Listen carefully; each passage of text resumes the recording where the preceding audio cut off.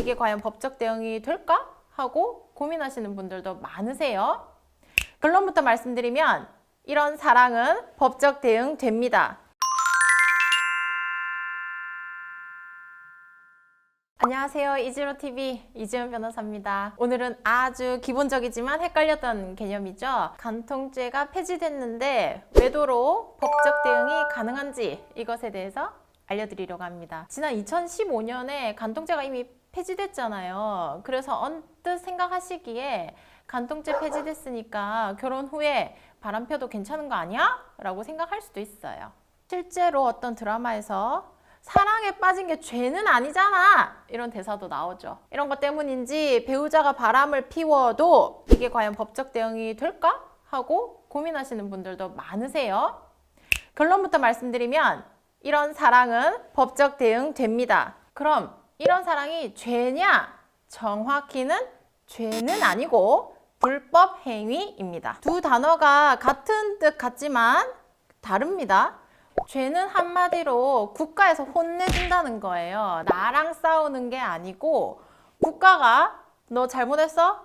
혼나야겠어 라고 해서 벌을 주는 거예요. 그래서 우리 형법에서 다뤄져야 될 문제입니다. 다만 외도 같은 경우에는 이제 간통죄가 폐지되면서 형법이 적용되지 않습니다. 이게 무슨 뜻이냐? 과거에는 간통죄가 있었으면은 이제 국가에서 직접 혼내줍니다. 하지만 이제는 국가에서 혼내주는 게 아니라 우리가 직접 싸워서 금전적으로 배상을 받아야 되는 문제입니다. 이제 더 이상 구치소 가지 않아요. 교도소 가지 않아요. 이제는 우리가 직접 소송을 걸어야 됩니다. 예전에는 간통죄 이제 고소를 하려면 배우자와 바람핀 의 성관계를 했다는 사실을 증명해야 했습니다. 그래서 현장을 덮치는 경우가 많았죠. 그런데 이런 방식이 성적 자기 결정권과 사생활의 비밀과 자유를 침해한다는 헌법재판소 결정이 있었습니다. 개인과 개인의 일에 국가 권력이 개입된다는 거는 좀 안 된다는 거예요. 일각에서는 내 배우자의 외도를 그럼 손 놓고 있으라는 거냐 이런 비판도 있었어요. 그런데 이 결정은 순전히 국가 권력이 개입되지 않는 것이지 개인과 개인의 문제를 다투는 민법에서는 여전히 불법 행위로 봅니다. 예전 영상에서 다뤘던 이혼 사유 중 첫 번째 배우자의 부정한 행위가 있었을 때 기억나시죠? 여기서 부정한 행위가 바로 바람입니다.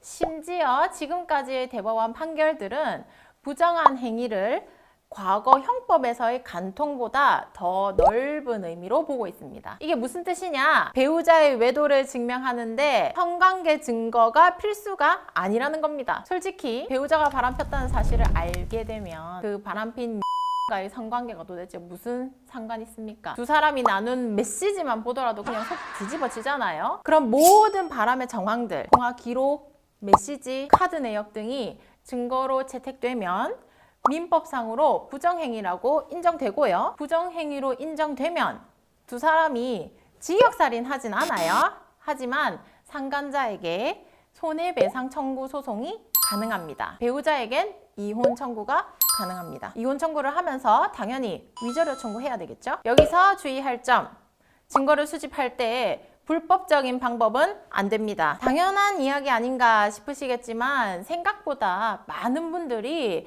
증거 수집할 때 너무 마음이 급해서 이 방법이 잘못됐다는 것을 자꾸 잊으세요. 내 배우자의 바람이 너무 의심되는데 물증이 없다. 그래서 증거 수집하기 위해서 위치 추적 아니면 배우자의 핸드폰에 녹음 어플을 설치한다든지 이런 거 되게 많습니다. 근데 이런 방식들은 사실 모두 당사자의 동의, 내 배우자의 동의가 없으면 사실 불법 행위에 속하거든요.